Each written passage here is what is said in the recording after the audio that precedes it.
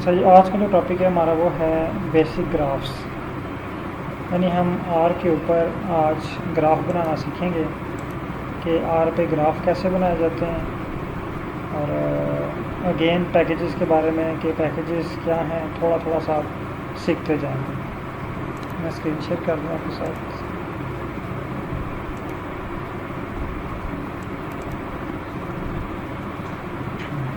जी अच्छा, यहाँ पे आज हमारा थर्ड डे है, तो अगेन हम सुपरवाइज़र के ऑफिस में आ जाते हैं। कल हमें सुपरवाइज़र ने कहा कि ये आपके पास एक्सेल फाइल है, इस पे आपने ग्राफ बनाना है। आपने कल एक स्टेप तो परफॉर्म कर लिया था कि एक्सेल फाइल इंपोर्ट कर ली थी। सबके पास है ना एक्सेल फाइल? एक मैं आपको ग्रुप में भी शेयर कर देता हूँ। सब लोगों ने ये वाली फ़ाइल जो है ये इंपोर्ट करनी है।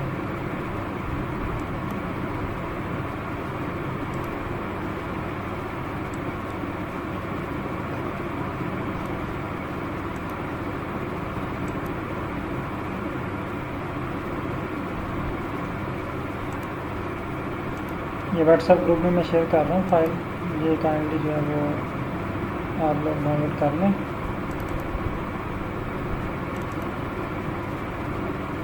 अगर आपके पास ये ऑलरेडी है तो ठीक है, अदरवाइज़ आप इसको डेस्कटॉप पे सेव कर लें या एक फ़ोल्डर बना लें अलग से ट्रेनिंग के नाम से, तो ट्रेनिंग की जो चीज़ें हों आप सारी उस फोल्डर में रखते जाएँ।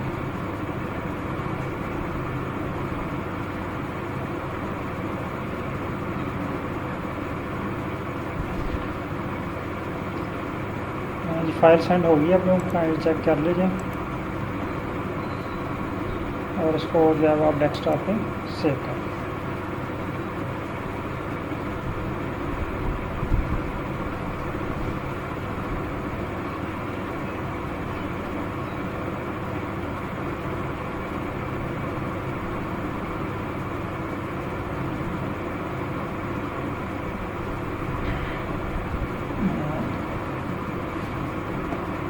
अच्छा, फ़ाइल जो है वो सेव हो चुकी होगी आपके पास। अब चलते हैं नेक्स्ट स्टेप की तरफ। आप सुपरवाइज़र के ऑफिस में बैठे हुए हैं, तब आपके सुपरवाइज़र आपको कहते हैं कि ये एक की है जिसे हम चाबी बोलते हैं, चाबी है, और केबिन नंबर जो है 9, ये आपका केबिन नंबर 9 जो है ये आपका केबिन है।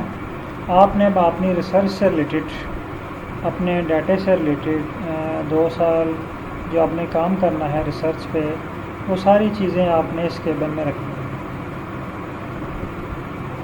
ये चाबी आपके हवाले है और ये आपके केमिकल्स हैं, ये चीज़ें आपकी, आपने अब इसको संभाल के उस केबिन में रख देनी है। जब आपको ज़रूरत पड़े आप केबिन से निकाल लें, और जब आप उसको यूज़ कर लें और जो चीज़ें बाकी बचती हैं या जो केमिकल्स वगैरह होते हैं उनको अगेन आपने उस केबिन के अंदर रखना है। मोस्टली ऐसे ही होता है ना यूनिवर्सिटीज़ में, लैब में, कि सुपरवाइज़र हमें एक केबिन अलॉट कर देते हैं, जी ये केबिन आपका है, तो आपकी जो चीज़ें हैं, जो केमिकल्स हैं, जो ग्लासवेयर है, वो सारी चीज़ें उस केबिन के अंदर आपने रखनी है, उस बॉक्स के अंदर रखनी है, उस अलमारी के अंदर रखनी है।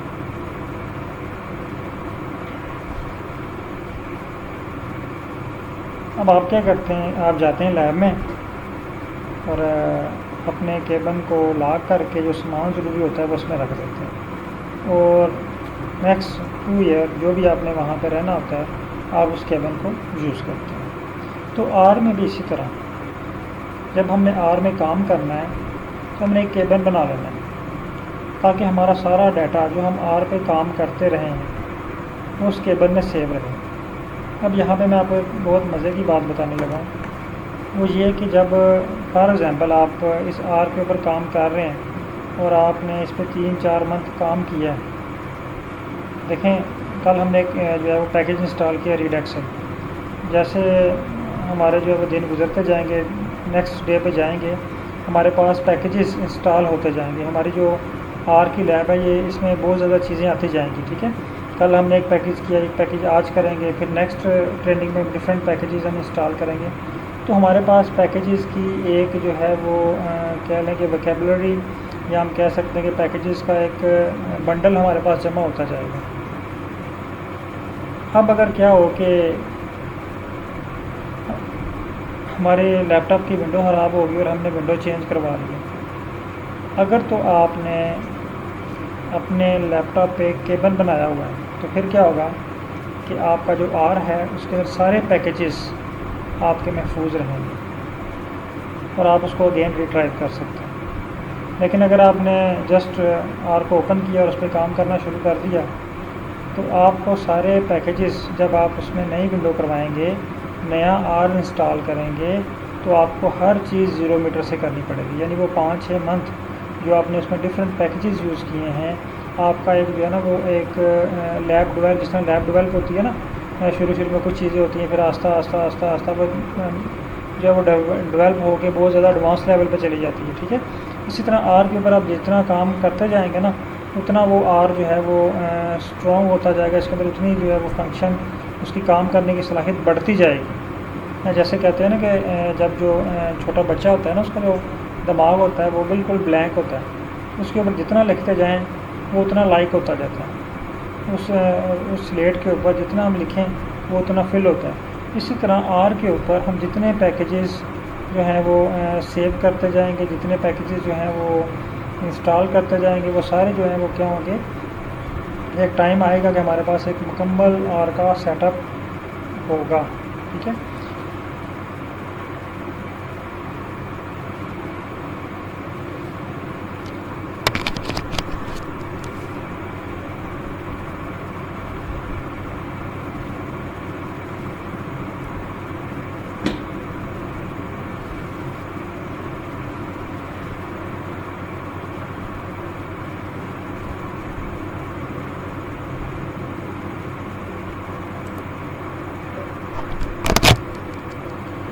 सॉरी, पता नहीं एक्चुअली नेट शायद डिस्कनेक्ट हो गया था। हमारी मीटिंग जो है वो थोड़ी देर के लिए ऑटो डिस्कनेक्ट हुई और फिर रीजॉइन हो चुकी है। अच्छा, चलें अगेन मैं आपको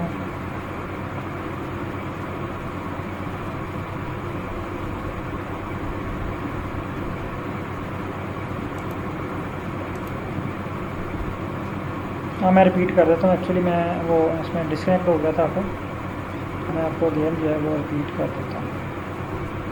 अच्छा, हम बात कर रहे थे कि आर पे ना, अब वो सारी चीज़ें आर की एक वोकेबुलरी में जमा होती रहती हैं। ठीक है, अगर तो हमने विंडो नहीं करवानी ना, 6 मंथ बाद हमारा जो आर है वो बहुत ज़्यादा डेवलप हो चुका होता है उसकी निस्बत जो हम रिसेंटली इंस्टॉल करें। यानी एक लैपटॉप पे हमारे पास आर है, 6 मंथ पुराना है, उससे हम रेगुलरली काम कर रहे हैं, जो हमारे पास डाटा आता है उसके मुताबिक हम उसको एनालाइज़ करते हैं, उसके मुताबिक उसमें पैकेजेस इंस्टॉल करते हैं। और एक जो लैपटॉप है उसके अंदर हमने नए सिरे से आर इंस्टॉल किया है, जो पहले से हमने इंस्टॉल किया वो बिल्कुल ज़ीरो होगा, लेकिन जो 6 मंथ जिसको गुजर गए वो डेवलप हो चुका होगा, उसके अंदर डिफरेंट फंक्शंस, डिफरेंट चीज़ें हमने ऐड कर दी हैं। बाकी सॉफ्टवेयर से ये भी डिफरेंस है। ठीक है, बाकी सॉफ्टवेयर आप पहले दिन ही वो अपडेटेड होता है, जो आपको पहले दिन मिलता है वही आपको आखिरी दिन भी वही मिलेगा। ठीक है, लेकिन आर में क्या है कि पहले दिन आप ज़ीरो है, लेकिन आपने अपने आर को अपनी मर्ज़ी के मुताबिक जो चीज़ें आपको रिक्वायर्ड हैं वही आपने इंस्टॉल करनी है। बाकी सॉफ्टवेयर में क्या होता है कि वो सॉफ्टवेयर की मर्ज़ी होती है वो आपको क्या ऑप्शन दे रहा है, लेकिन आर में हमारी मर्ज़ी होती है कि हम आर में कौन कौन से ऑप्शन सेव कर रहे हैं।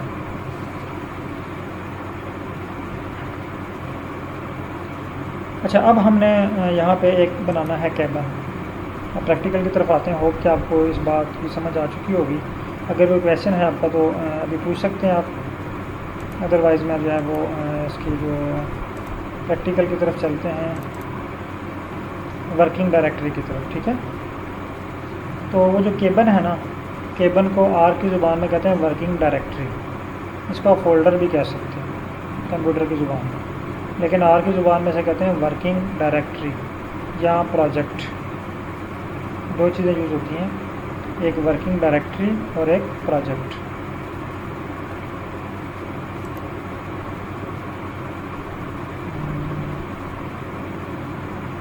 एक्चुअली ये रीजॉइन हुआ है तो काइंडली मुझे कन्फर्म कीजिएगा, आवाज़ आ रही है अब तक? किसी का कोई रिस्पांस नहीं आ रहा, शायद मैं भी आवाज़ ना आ रही हो आपको।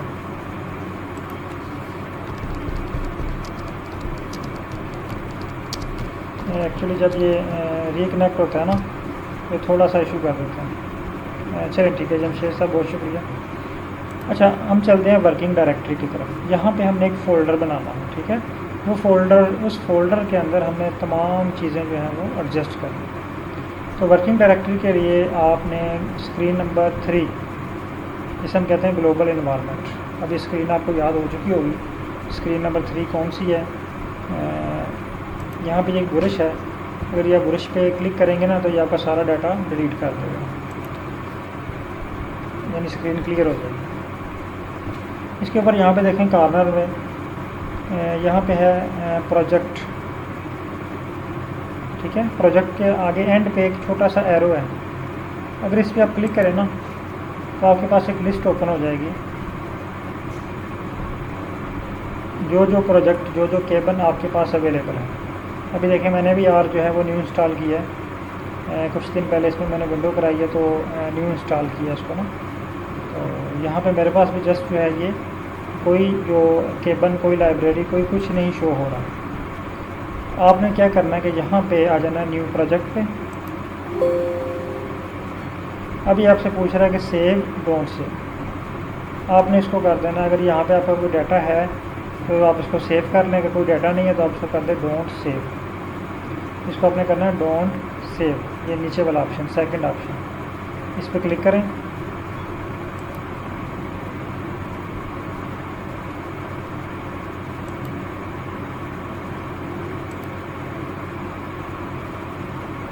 देखें डोंट सेव पे क्लिक करने के बाद आपके पास एक छोटी सी विंडो ओपन हो जाएगी, ये शायद आपको शो हो रही है,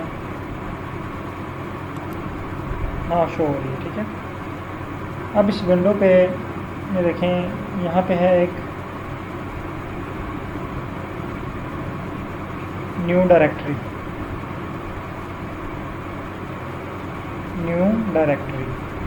न्यू डायरेक्टरी पे क्लिक करें। फिर आपसे पूछेगा न्यू प्रोजेक्ट आर पैकेजेस। हमने यहाँ पे क्योंकि प्रोजेक्ट बनाना चाहते हैं, एक केबल बनाना चाहते हैं, डायरेक्टरी बनाना चाहते हैं, एक फ़ोल्डर बनाना चाहते हैं, एक छोटी सी अलमारी बनाना चाहते हैं जहाँ पे हम सारी चीज़ें आर की रखें, तो हम कहते हैं ये न्यू प्रोजेक्ट बनाना चाहते हैं। अब कह रही है आप प्रोजेक्ट का नाम रखें, तो हम इसका नाम रख देते हैं 9th बैच। आप अपनी मर्ज़ी से जो मर्ज़ी रख लें, 9th बैच रखना चाहते हो 9th बैच रख लें। फिर उसके बाद ये पूछ रहा है कि इसकी लोकेशन क्या होगी, आप इसको कहाँ पे सेव करना चाहते हैं। तो मैं इसकी लोकेशन इसको बता देता हूँ, आप अपनी मर्ज़ी से डेस्कटॉप पे रखना चाहते हैं डेस्कटॉप पे रख लें, बेहतर है कि आप इसको किसी ड्राइव में रखें ताकि आपके पास ये डाटा सेव रहे। तो मेरे पास ये फ़ोल्डर बना हुआ है आर स्टूडियो कोर्स का, तो आर स्टूडियो में मैं यहाँ पे बैच 9th, ये देखें मेरे पास बना हुआ है, इसको मैं बैच 9th में सेव कर देता हूँ।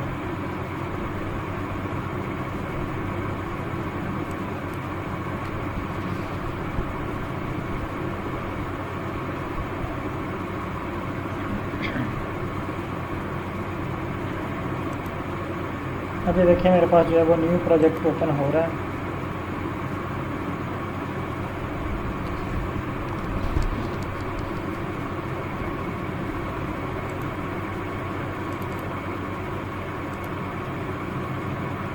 ये देखिए न्यू प्रोजेक्ट ओपन हो रहा है और उसी प्रोजेक्ट का एक फ़ोल्डर यहाँ पर नीचे आ गया, ठीक है। ये देखें स्क्रीन नंबर 4 में फाइल के नीचे ये आ रहा है 9th बैच आर प्रोजेक्ट, ये इस फॉर्म में होता है, इस शक्ल में होता है, ठीक है। अब यहाँ पे देखें कॉर्नर पर जहाँ से हमने न्यू बैच बनाया था, यहाँ पे भी लिखा हुआ आ गया 9th बैच। अब हमने जो काम करना है ना, ये 9th बैच में सेव होते जाए। जो भी काम हमने यहाँ पे करना है वो 9th बैच में सेव होते जाए, ठीक है। जहाँ तक सब लोग वर्किंग डायरेक्टरी कंप्लीट कर लें, और वर्किंग डायरेक्टरी कंप्लीट करने के बाद मुझे इसका स्क्रीनशॉट शेयर करें ताकि मुझे कंफर्म हो जाए कि आप लोग भी साथ साथ प्रैक्टिस कर रहे हैं। मैं जस्ट 2 मिनट वेट करता हूँ, आप लोग ये 9th बैच क्रिएट कर लें और इसका जस्ट मुझे स्क्रीनशॉट शेयर कर दें। बेशक स्क्रीन नंबर 4 का कर दें अगर इस तरह शो हो रहा है आपके पास, या यहाँ से स्क्रीन नंबर 3 से जो कॉर्नर है इसका आप स्क्रीनशॉट लेके जो है वो चैट में शेयर कर दें, ताकि मुझे कंफर्म हो जाए कि आप जो है वो इसकी प्रैक्टिस कर रहे हैं साथ साथ, और आपके पास ये डन हो चुका है।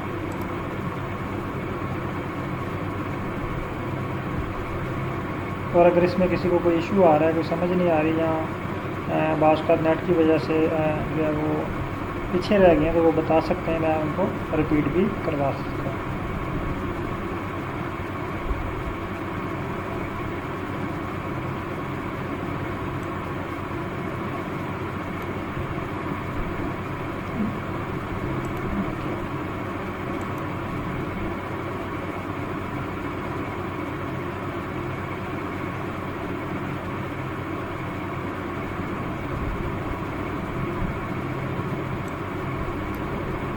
ठीक है। अच्छा, ये है अली मलिक साहब भी कह रहे हैं रिपीट करवा दें। मैं अगेन जस्ट ये स्टेप आपको रिपीट करवा देता हूँ। आपने यहाँ पे कॉर्नर पे लिखा होगा new project, window screen number 3 के कॉर्नर पे यहाँ पे टॉप पे लिखा होगा न्यू प्रोजेक्ट। ठीक है, यहाँ पे इसके साथ एक एरो का बटन है, इस पर क्लिक करें तो ये आपसे पूछेगा न्यू प्रोजेक्ट। न्यू प्रोजेक्ट पे क्लिक करें, ये आपको एक नई विंडो पे ले आएगा और यहाँ पे लिखा हुआ है क्रिएट प्रोजेक्ट।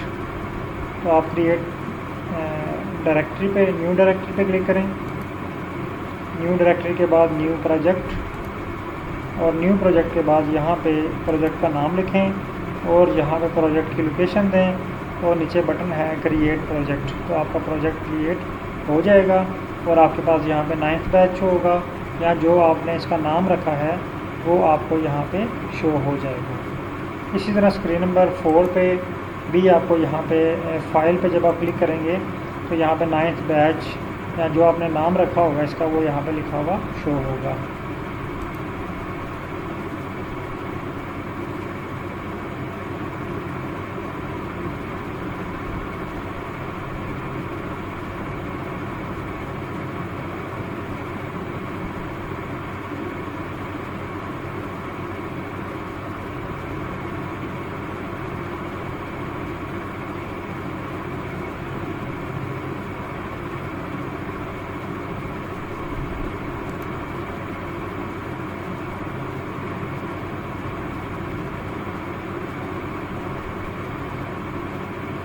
ठीक है। अच्छा, हम चलते हैं नेक्स्ट स्टेप की तरफ। कल हमने एक जो है वो एक्सेल की फ़ाइल हमें सुपरवाइज़र ने दी थी, और वो हमने आर की लैब में इंपोर्ट की थी, है ना। उसको अगेन प्रैक्टिस करते हैं, दोबारा इंपोर्ट करते हैं उसको।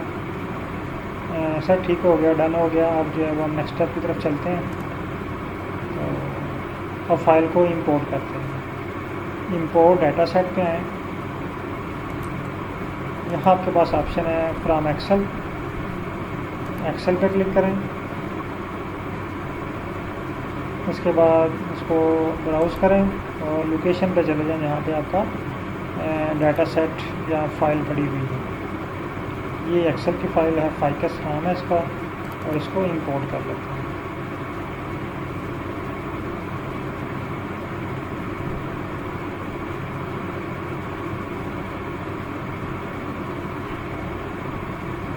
फ़ाइल हमारे पास इंपोर्ट हो चुकी है।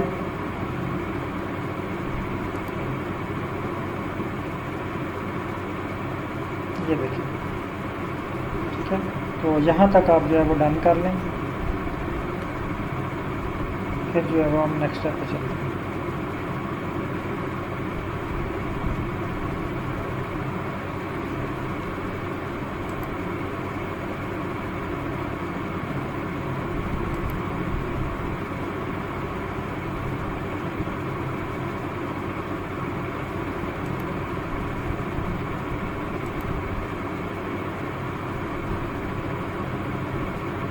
ओके, फाइल इंपोर्ट हो गई, ठीक है। ओके, सबके पास जो है फ़ाइल इंपोर्ट हो चुकी होगी। अच्छा, अब हम आते हैं अगेन अपने सुपरवाइज़र के पास। उनको बताते हैं कि आपने जो हमें केबन का कहा है, हमने केबन बना लिया अपना, और जो एक्सेल की फ़ाइल आपने हमें कल दी थी USB में, वो हमने अपने लैपटॉप से आर स्टूडियो में इंपोर्ट कर ली। अब क्या हुक्म है हमारा? वो कहते हैं कि आप ऐसा करें कि इस पर ना मैं आपके पास जो डाटा सेट है उसमें मैं जस्ट डाटा चेक करना चाहता हूँ कि उसमें क्या क्या है। आप सिंपल उसका ना ग्राफ बना लो। आप उसका ग्राफ बना के देखिए। अब न्यू टास्क है आपका, न्यू एनालिसिस है। तो ये बात याद रखें, जहन में बिठा लें, जब भी आपसे कहा जाए इस पर एनालिसिस करें, कोई भी एनालिसिस हो सकता है, वो डेंडोग्राम हो सकता है, वो क्लस्टरिंग हो सकती है, वो पीसीए हो सकता है, वो अनोवा हो सकता है, वो कोरिलेशन हो सकता है। तो आपके जहन में जो पहला क्वेश्चन आना चाहिए वो क्या है कि इसके लिए इंस्ट्रूमेंट कौन सा यूज़ होगा। जिस तरह अगर आपसे कहा जाए ना कि नाइट्रोजन की कंसंट्रेशन फाइंड करके लाएं, या आयरन की कंसंट्रेशन फाइंड करके लाएं, या जिंक की कंसंट्रेशन फाइंड करके लाएं, तो आपके जहन में जो पहला क्वेश्चन आना चाहिए कि सर इसके लिए इंस्ट्रूमेंट कौन सा यूज़ होगा।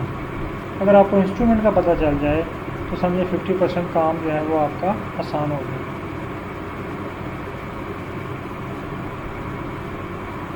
तो अब आपको सुपरवाइज़र कह रहे हैं इस पर ग्राफ बना के लाएँ, पॉइंट ग्राफ बना के लाएँ। तो आपके जहन में पहला क्वेश्चन ये आना चाहिए कि सर इसके लिए कौन सा इंस्ट्रूमेंट यूज़ होगा। अगर हम आर की ज़ुबान में बात करें तो आपने क्वेश्चन ये पूछना है कि सर इसके लिए कौन सा पैकेज यूज़ होगा। ठीक है, तो पहला क्वेश्चन आपके जहन में यही आना चाहिए कि इसके लिए कौन सा पैकेज यूज़ होगा। इस क्वेश्चन को बेशक नोट कर लें, ये क्वेश्चन हमने बार बार आपसे जो है वो पूछना है, आपने बार बार जहन में इसको दोहराना है ताकि हमारी जो है वो ट्रेनिंग जो है वो स्मूथली चलती रहे और हम कहीं पे भूलें ना, कोई स्टेप हमसे मिस ना हो। अच्छा, अब आपके जो है ना वो सुपरवाइज़र से आपने क्वेश्चन पूछा और ये मिस रनेज ने पहले ही हमें जवाब दे दिया जीजी प्लॉट, लेकिन आपका जवाब गलत है, ये जीजी प्लॉट 2 है। अच्छा, आपके सुपरवाइज़र ने आपको बता दिया कि यहाँ पे जो पैकेज यूज़ होता है, जो इंस्ट्रूमेंट यूज़ होगा उसका नाम है जीजी प्लॉट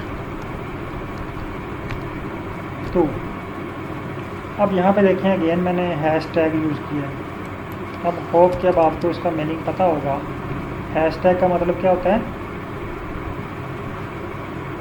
कोई बताएगा?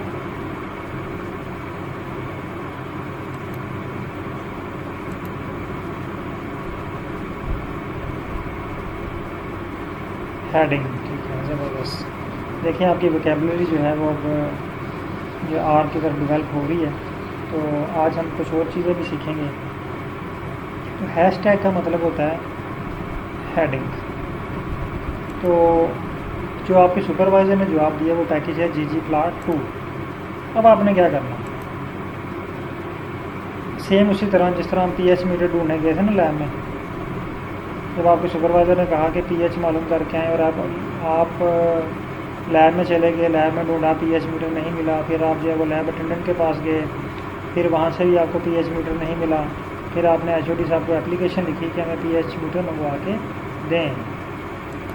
हम अगेन आ जाएंगे, ये मैंने आपको कल भी बताया था कि जो स्क्रीन नंबर 4 है ना, ये हमारे एचओडी साहब की लैब है।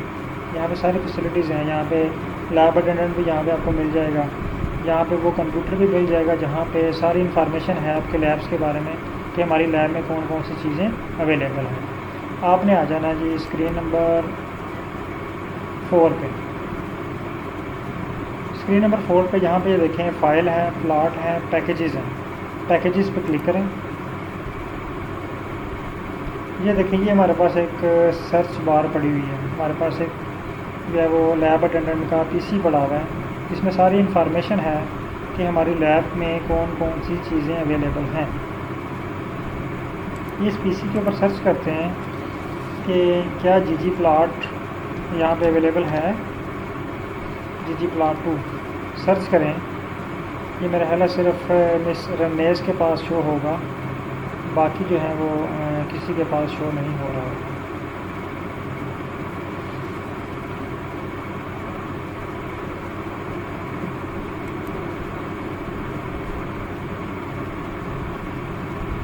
ये देखें मेरे पास भी ये ब्लैंक शो हो रहा है। आप भी कंफर्म करें कि आपके पास ये ब्लैंक शो हो रहा है या यहाँ पे कुछ लिखा हुआ आ रहा है। अगर मैं यहाँ इसको डिलीट करता हूँ ना, तो यहाँ पे देखें एक लिस्ट आ गई है। ये पूरी लिस्ट है जो हमारी लैब के अंदर अवेलेबल है। ये देखें, ये सारी लिस्ट आप भी देख सकते हैं, ठीक है। यानी ये मेरे पैकेजेस हमारी लैब के अंदर अवेलेबल हैं। ये भी मैं अभी आपको क्लियर करता हूँ कि ये पैकेजेस क्यों अवेलेबल हैं। अगर यहाँ पे हम ggplot लिखते हैं, ggplot2, तो कोई पैकेज यहाँ पे शो नहीं हुआ। इट्स मीन कि हमारी लैब के अंदर ggplot2 का कोई ऑप्शन नहीं है। जी आपके पास भी ब्लैंक है।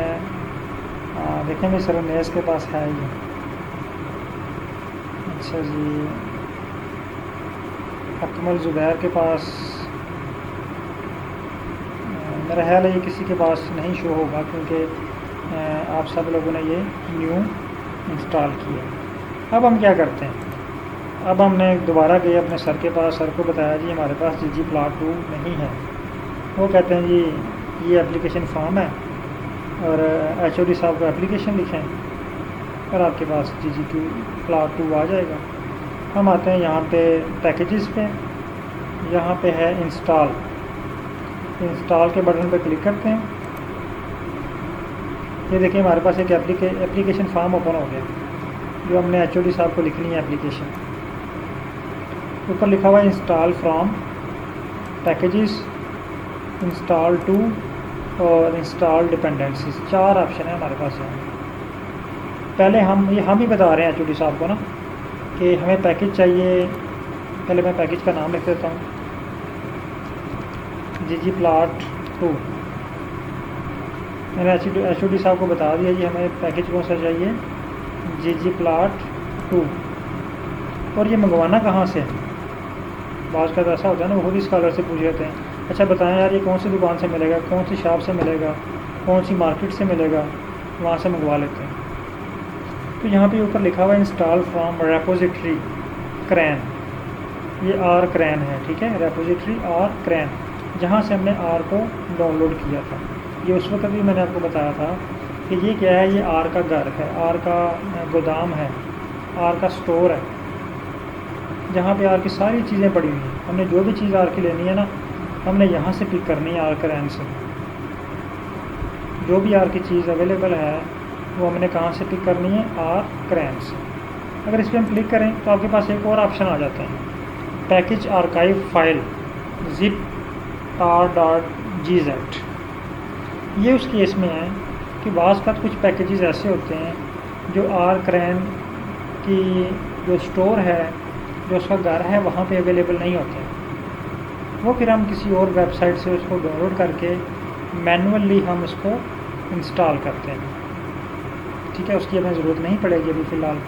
अगर ज़रूरत पड़ जाती है तो फिर आप यहाँ से इसको सेलेक्ट करेंगे और वो पैकेज आपने ऑलरेडी जो है वो डाउनलोड किया होगा, तो यहाँ से आपने उस पैकेज को सिलेक्ट करना है और वो पैकेज यहाँ पे आ जाएगा आपके पास और आपने इसको इंस्टॉल कर देना, ठीक है।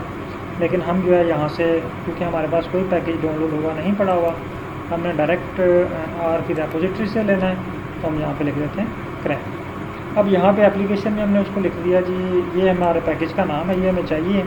और नीचे जहाँ पे ये देखें, हम ये भी बता रहे हैं ना, देखें हमारे पास जो लैब है, लैब के 3-4 पोर्शन होते हैं या 3-4 लैब्स होती हैं छोटी छोटी, है ना। तो 3-4 सुपरवाइज़र होंगे, उनकी अलग अलग एक छोटी छोटी लैब होती है। तो हम कौन सी लैब में इसको रखना चाहते हैं ये भी हमने बता दिया, ठीक है। ये सी यूज़र, इसको एड्रेस दे दिया कि हम यहाँ पे इसको सेव करना चाहते हैं या यहाँ पे इसको इंस्टॉल करना चाहते हैं या यहाँ पे इस इंस्ट्रूमेंट को रखना चाहते हैं। उसके बाद ये नीचे जो है वो इंस्टॉल डिपेंडेंसीज, ये बहुत इंपॉर्टेंट चीज़ है, इसको टिक होना चाहिए हमेशा, ठीक है, ये टिक होना चाहिए, ये नोट कर लें बेशक। इंस्टॉल डिपेंडेंसीज का मतलब होता है कि ऐसी चीज़ें जिस पे ये पैकेज हमारा डिपेंड कर रहा है। मसलन मैं आपको छोटी सी एग्जांपल देता हूँ। अगर हम मोबाइल फ़ोन लेके आएँ, जिसे हम कहते हैं ना डब्बा पैक 0 मीटर मोबाइल फ़ोन लेके आएँ, तो उस डब्बे को जब हम ओपन करें तो उसमें एक चार्जर होता है, उसके साथ एक ग्लास भी होता है, कवर भी होता है, एक गाइड भी होती है उसके साथ, जो इन्फॉर्मेशन दे रही होती है, ठीक है। और अगर हम 5-6 साल पीछे चले जाएं तो उसके अंदर एक हैंड फ्री भी होता था। अब शायद हैंड फ्री उसमें नहीं आ रहे, लेकिन जो 4-5 साल पीछे चले जाएं तो उसमें हैंड फ्री भी होता था और बाज़ का बैटरी भी एक्स्ट्रा होती थी। तो वो डिपेंडेंसीज़ हैं, यानी मोबाइल हमारा जो है ये पैकेज है। अब मोबाइल के साथ जो उनको चीज़ें चला रही हैं, मतलब चार्जर है, डाटा केबल है, उसके बाद हेडफोन है, ये डिपेंडेंसीज़ हैं। ये उसके लिए ज़रूरी तो नहीं है, लेकिन उसकी ज़रूरत पड़ सकती है। बात समझी मेरी? इसी तरह जीजी प्लॉट 2 के साथ कुछ डिपेंडेंसीज़ हैं जो ज़रूरी नहीं है, लेकिन कहीं पे उनकी ज़रूरत पड़ सकती है। देखें, अगर आपके मोबाइल की बैटरी ख़त्म हो गई तो आपको चार्जर की ज़रूरत पड़ सकती है। बाज़ का आप जब वो हेडफोन आपको यूज़ करने की ज़रूरत पड़ सकती है। बाज़ का आपको वो उसकी जो गाइड है वो देखने की ज़रूरत पड़ सकती है। तो इसलिए अपने डिपेंडेंसीज़ को ओके करना है ताकि आर के साथ, ये पैकेज के साथ तमाम इसकी डिपेंडेंसीज़ वो भी इंस्टॉल हो जाए। होप कि आपको ये एप्लीकेशन फॉर्म अब क्लियर हो गया होगा कि इसमें क्या क्या चीज़ें हैं, ठीक है। अब हम क्या करते हैं, इसको इंस्टॉल करते हैं। आप भी इसको इंस्टॉल करें। जैसे ही आप इंस्टॉल करेंगे ना, यहाँ पे स्क्रीन नंबर 2 में कंसोल के ऊपर कुछ टाइपिंग शुरू हो जाएगी, ठीक है। और यहाँ पे एक रेड डॉट शो होगा आपको, ये देखें, जिसके ऊपर लिखा हुआ है स्टॉप। ये एक ब्रश बना हुआ है, ब्रश के साथ एक रेड डॉट है। जब तक ये रेड डॉट आपकी स्क्रीन पे शो हो रहा है, इट्स मीन कि आपने आर को नहीं छेड़ना, आपने जस्ट वेट करना है, ठीक है। या तो आप इसको इंटरप्ट कर दें या आप इसका वेट करें। अगर आप इसको छेड़ेंगे तो ये मे बी हैंग हो जाए और आपको रीस्टार्ट करना पड़े। इसलिए जब तक ये साइन रेड है, आपने जस्ट इसका वेट करना है कि ये क्या कर रहा है। तो ये यहाँ पे पैकेज को इंस्टॉल कर रहा है, हम इसका वेट कर लेते हैं जब तक ये इंस्टॉल करता है। और आप भी जो है वो उसको जल्दी से इंस्टॉल जो है वो इंस्टॉल वाला प्रोसेस कंप्लीट कर लें।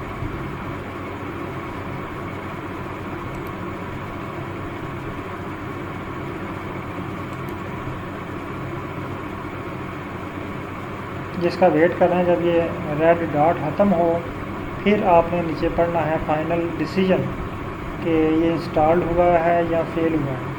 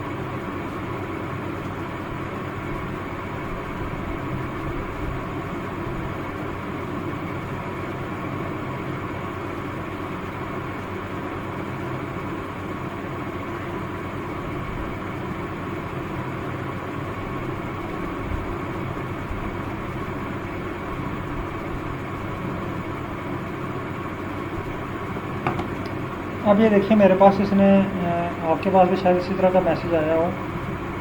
इसने जीजी प्लॉट के अलावा, ये देखें, जीजी प्लॉट तो इंस्टॉल किया है, लेकिन जीजी प्लॉट के अलावा ये कलर स्पेस, फॉरवर्ड, लेबलिंग, मेमसेल, ये काफ़ी सारे पैकेजेस जो हैं वो भी इसने इंस्टॉल कर लिए। इट्स मीन कि हमारा जो मेन पैकेज है वो कौन सा है, जीजी प्लॉट 2। लेकिन ये सारे जिसके साथ इंस्टॉल हुए हैं ना, ये डिपेंडेंसीज़ हैं, ठीक है। ये जीजी प्लॉट 2 को चलाने के लिए ज़रूरी है। तो आपके पास भी अगर इस तरह का मैसेज आया तो ठीक है, अगर आपके पास इस तरह का मैसेज नहीं आया तो फिर भी ठीक है, क्योंकि वो ऑटोमेटिकली इसने इंस्टॉल कर ली होंगी अगर आपने वहाँ पर डिपेंडेंसीज टिक की हैं। अच्छा, अब इंस्ट्रूमेंट हमारी लैब में आ चुके हैं। देखें, हमने एप्लीकेशन लिखी है HOD साहब को, और HOD साहब की अब कॉल आ गई कि आपका इंस्ट्रूमेंट लैब में आ चुका है, अब आप इस पर वर्क कर सकते हैं। अब आप आएँ भागे भागे लैब में, और अब देखते हैं लैब में आके। ये देखें, लैब में आ जाएं, विंडो नंबर 4 पे। यहाँ पे देखें जीजी प्लॉट 2 लिखा हुआ है आपका, और यहाँ पे जीजी प्लॉट 2 लिखा हुआ आपके पास आ चुका है। ये काइंडली कंफर्म कर लें कि स्क्रीन नंबर 4 पे आपके पास जीजी प्लॉट 2 लिखा हुआ आ गया।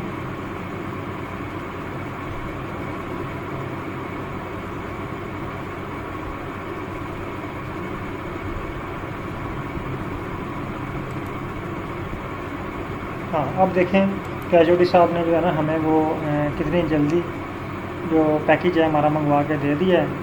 अब हमने क्या करना है, देखें आजकल जितनी भी मशीनरी होती हैं वो इलेक्ट्रॉनिक्स होती है ना, तो उनको सप्लाई प्रोवाइड करनी पड़ती है। इस पैकेज को टर्न ऑन करना है।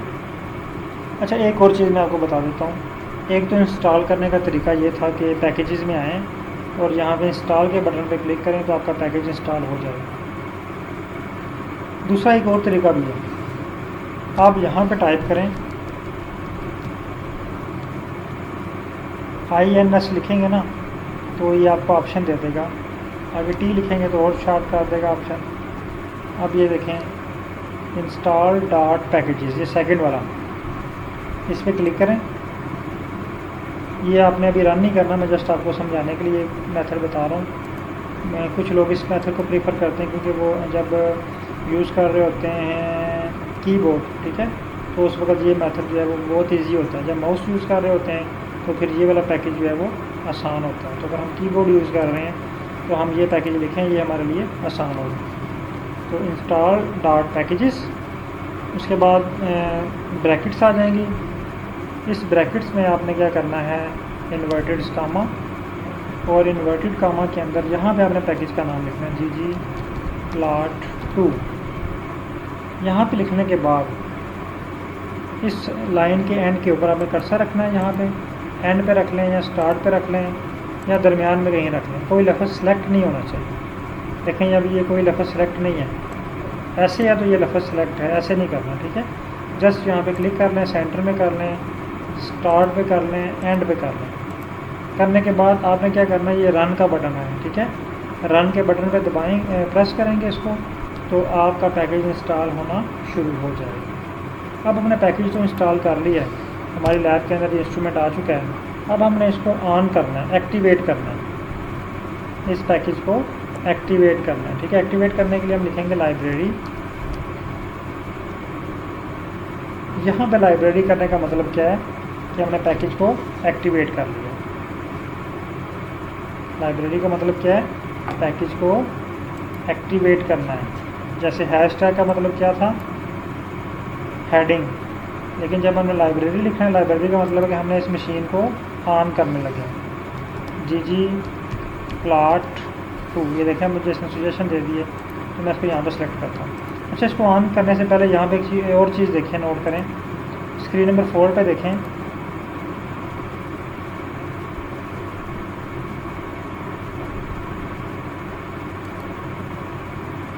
स्क्रीन नंबर 4 पे देखें। यहाँ पे ये जो आपको GG प्लॉट 2 नज़र आ रहा लिखा हुआ, यहाँ पे एक बॉक्स है और बॉक्स में कोई टिक नहीं है, कोई भी टिक नहीं है। जब यहाँ पे हम क्लिक करेंगे और इसको रन करते हैं तो ये देखें टिक मार्क यहाँ पे शो हो गया। इट्स मीन कि अब हमारा पैकेज जो है वो एक्टिवेट हो चुका है, हमारा पैकेज जो है वो एक्टिवेट हो गया है।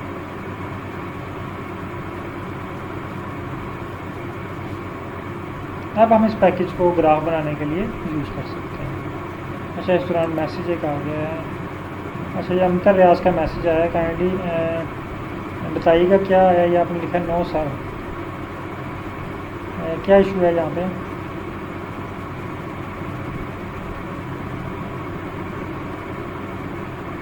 GG प्लॉट 2 नहीं शो हुआ आपके पास।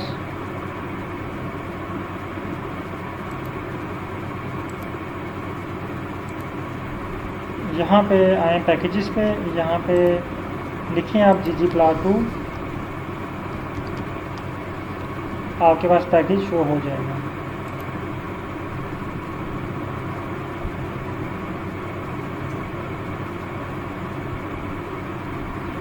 पैकेज इंस्टॉल हो गया आपके पास अंतर्यास।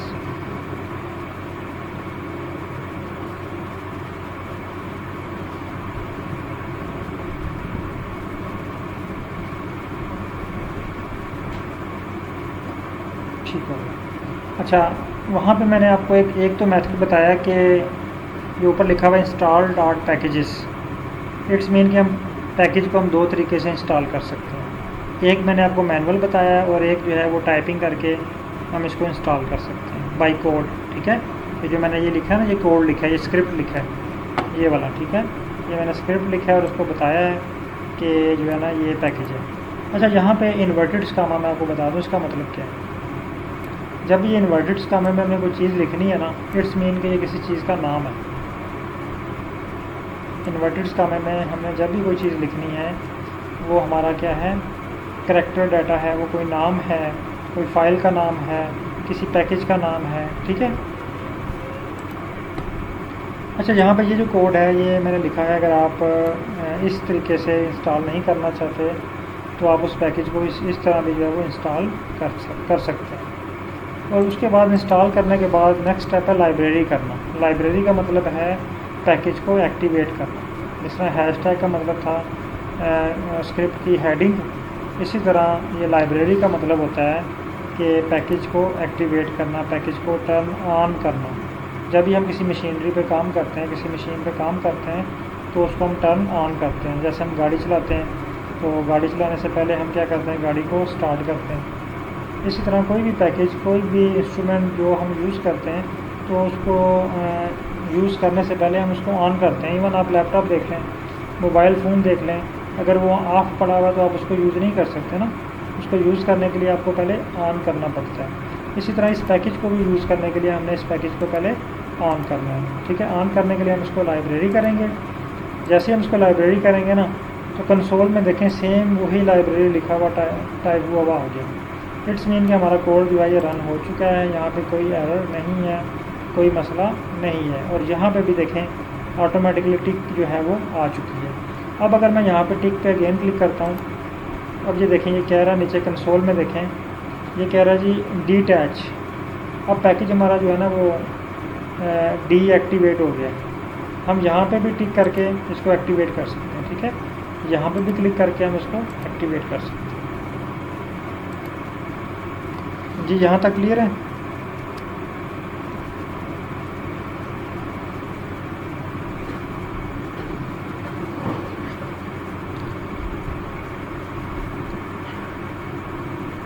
ओके। अच्छा, अब हम आ जाते हैं ग्राफ की तरफ। ये ग्राफ क्या होता है?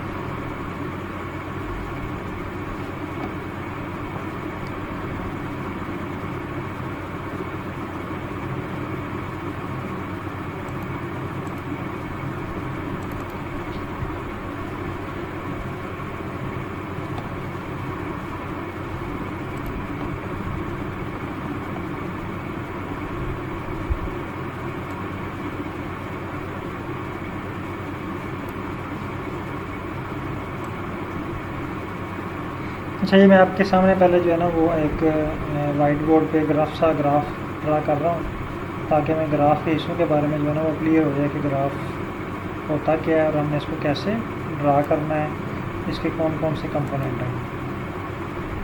अब देखें, ग्राफ ऐसे कुछ हिस्से होते हैं, तो जो सेंटर में ये पॉइंट है उसको हम कहते हैं ओरिजिन। इस पॉइंट को हम कहते हैं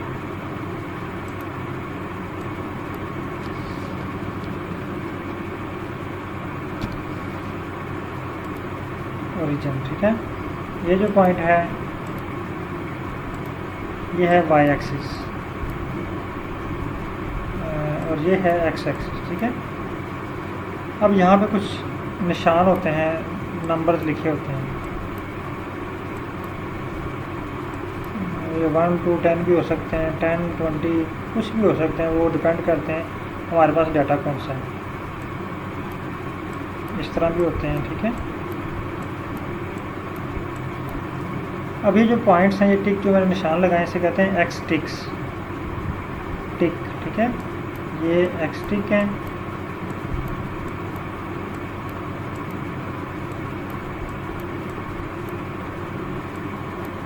और ये वाई टिक है। ठीक है, अब जो ग्राफ बनता है, बाज फॉर एग्ज़ाम्पल हम जो है ना, ये हमारे पास इसकी हाइट है 5 और ये वाई एक्सिस पे जाके ये क्रॉस हो रहा है 9 पे। ठीक है, तो ये 5 और 9 पे यहाँ पे ग्राफ है, ये पॉइंट। अब ये पॉइंट जहाँ पे दोनों ग्राफ दोनों एक्सिस आपस में मिल रहे हैं, इसको हम बोलते हैं कोऑर्डिनेट्स।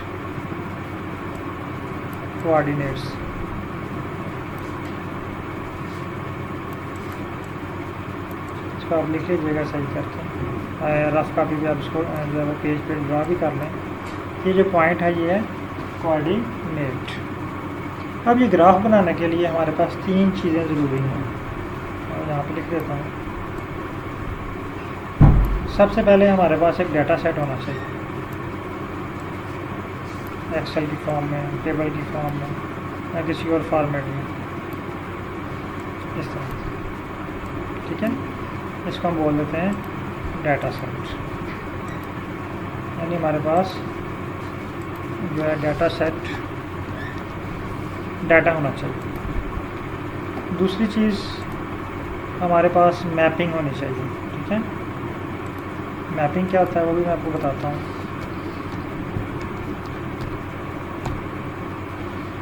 और थर्ड है हमारे पास जियोमेट्री। 3 चीज़ें हमारे पास होनी चाहिए ग्राफ बनाने के लिए, डाटा, मैपिंग, जियोमेट्री। इसकी मैं एग्जांपल दे देता हूँ कि हाउस कंस्ट्रक्शन की, यानी जब घर बनवाया जाता है तो उसके लिए पहले आपके पास उसकी पैमाइश होती है ना। आपको पता होता है कि आपका जो प्लॉट है वो इतने फिट का है या इतने उसकी लेंथ है, इतनी जो है उसकी विड्थ है, उसका आपके पास पूरा रिकॉर्ड होता है। उसके बाद कुछ मटेरियल होता है आपके पास, आपको जो है वो एस्टीमेट होता है कि आपके पास यहाँ पे इतना जो है वो सीमेंट लगेगा, इतनी ईंटें लगेंगी, इतना सरिया लगेगा, वो सारा आपने एक पेज पे नोट किया होता है। ठीक है, वो है हमारा डाटा। अब वो सारा मटेरियल जो है हमारे पास, इसमें ईंटें हैं, सरिया है, सीमेंट है, ठीक है, वो सारा हमारा क्या है, डाटा। अब डाटे के बाद हम क्या करते हैं, उसका मैप एक बनवाते हैं। हमें पता होता है कि हमने जो है वो हॉल कहाँ पे रखवाना है, किचन कहाँ पे रखवाना है, सीढ़ियाँ किस साइड पे होंगी, मेन डोर कहाँ पे होगा, ये होती है मैपिंग। उसका मैप एक बना होता है ना। तो यहाँ पे भी एक जो है मैंने जो ग्राफ बनाने में मैपिंग करनी है, यानी हमें पता होना चाहिए कि यहाँ पे हमने एक्स एक्सिस पे कौन सी चीज़ रखनी है और वाई एक्सिस पे कौन सी चीज़ रखनी है। फॉर एग्जांपल अगर हमारे पास ये टेबल है फाइकस वाला, तो यहाँ पे हमें पता होना चाहिए कि हमने फाइकस का कौन सा कॉलम, कौन सा टेबल एक्स एक्सिस पे रखना है और वाई पे कौन सी चीज़ें रख के देखनी है। ये चीज़ें हमें ऑलरेडी अंडरस्टूड होनी चाहिए। हमें पता होना चाहिए किस चीज़ को हमने एक्स एक्सिस पे रखना है और किसको वाई एक्सिस पे रखना है। ये तो होगी मैपिंग। अब मैपिंग में एक और चीज़ आती है, इसको बोलते हैं एस्थेटिक।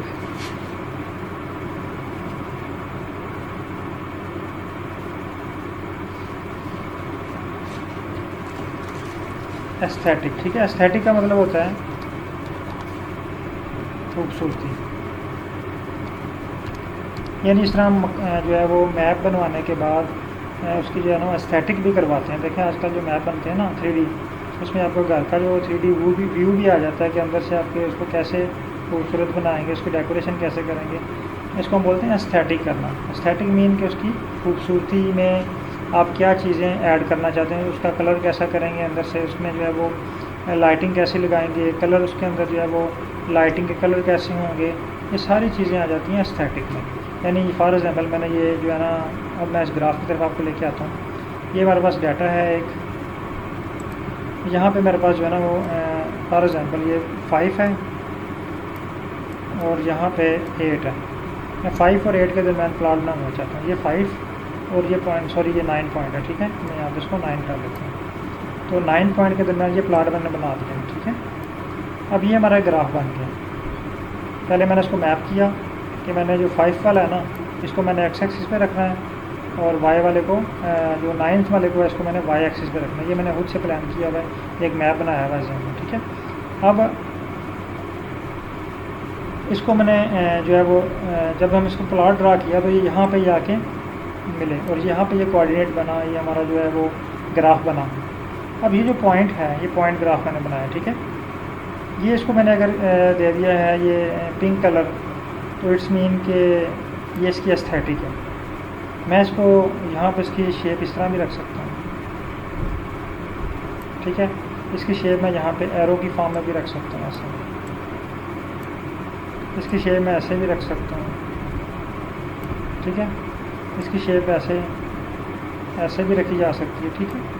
तो ये सारी जो शेप्स हैं जो उसको हम खूबसूरती के लिए इसमें ऐड करते हैं वो होती है एस्थेटिक। हम इसका कलर भी चेंज कर सकते हैं, कलर भी इसकी एस्थेटिक में आता है, ठीक है। तो ये सारी चीज़ें इसकी एस्थेटिक में आती हैं। उसके बाद एट द एंड आता है ज्योमेट्री। ज्योमेट्री का मतलब है कि हमारे घर की जो आउटर शेप है वो कैसी हो। फॉर एग्ज़ाम्पल यहाँ पे देखें, ये घर है, ये कमरे हैं इसमें, ठीक है।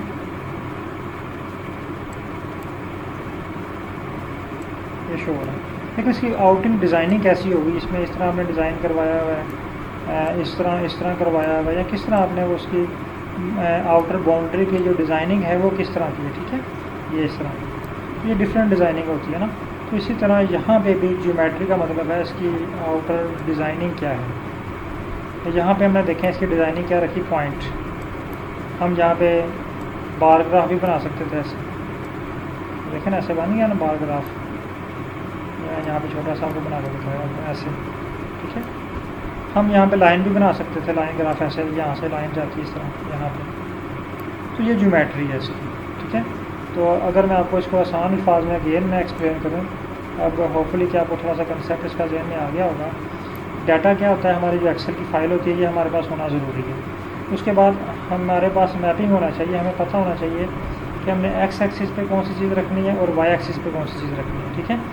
ये कैसे पता चलेगा कि एक्स पे क्या रखना है, वाई पे क्या रखना है, ये आपके डाटा सेट जब आप देखेंगे अपना डाटा सेट तो आपको खुद ही आइडिया हो जाएगा कि ये चीज़ें मैं जो है वो एक्स एक्सिस पे रखना चाहता हूँ और ये वाली चीज़ें जो है वो वाई एक्सिस पे रखना चाहता हूँ। जब आप इसको थीसिस के लिए या रिसर्च पेपर के लिए लिखेंगे तो आपके जहन में एक ऑलरेडी एक स्केच होगा कि आप ये चीज़ें एक्सप्लेन करना चाहते हैं, इस लिहाज से एक्सप्लेन करना चाहते हैं, तो वो उस तरह आप उसको एक्स और वाई एक्सिस पे रख सकते हैं। उसके बाद है मैपिंग होगी। उसके बाद मैपिंग के बाद है एस्थेटिक भी आपको मैंने समझा दिया कि इसकी जो है ना वो खूबसूरती में इजाफे के लिए हम ग्राफ की जो डेकोरेशन है, यानी हम इसका बैकग्राउंड भी चेंज कर सकते हैं एस्थेटिक में, इसका कलर भी चेंज कर सकते हैं, इसकी टाइप भी चेंज कर सकते हैं। उसके बाद है ज्योमेट्री में आता है टाइप ऑफ ग्राफ।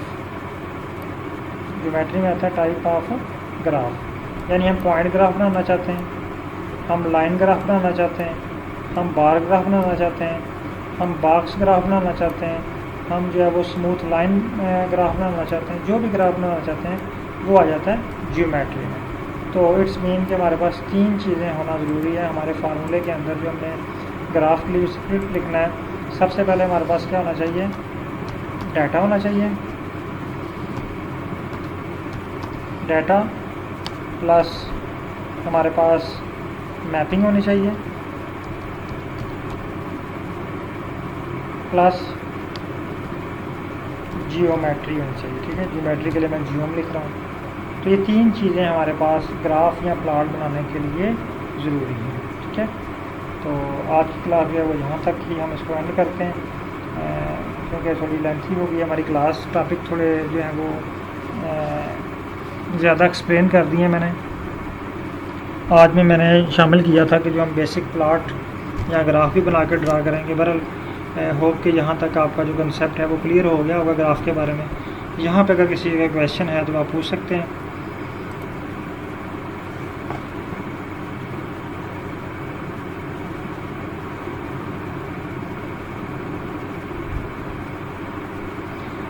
ये सर आपका क्वेश्चन आया है कि कौन से को हम जो है एक्स एक्सिस पे रखते हैं या वाई एक्सिस पे रखते हैं, ठीक है। ये आगे डिपेंड करता है कि आप एक्सप्लेन कैसे करना चाहते हैं। अगर मैं आपको दिखाऊं यहाँ पे अपनी फ़ाइल ओपन करके, ये वाली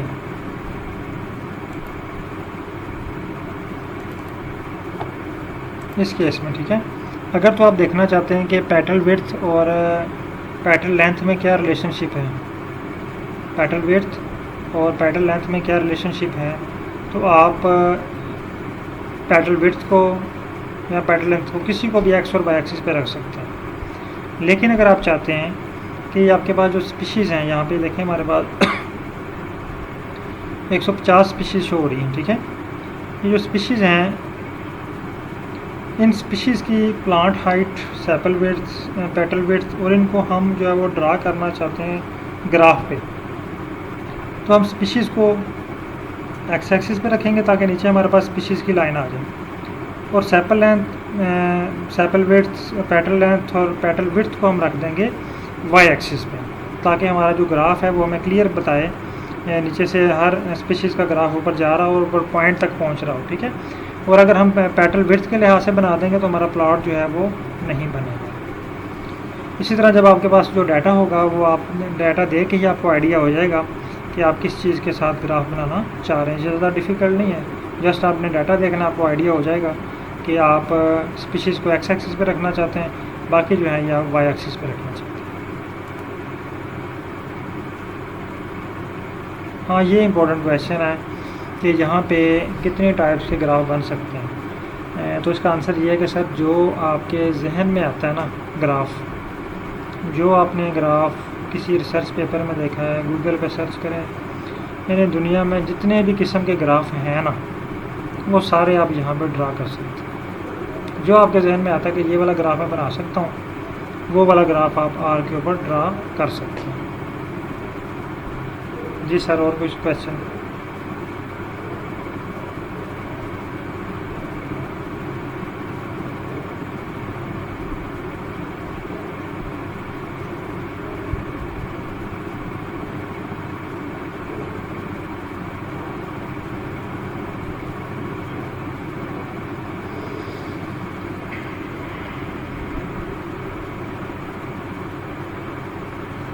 ओके सर, बहुत शुक्रिया, अल्लाह हाफिज़।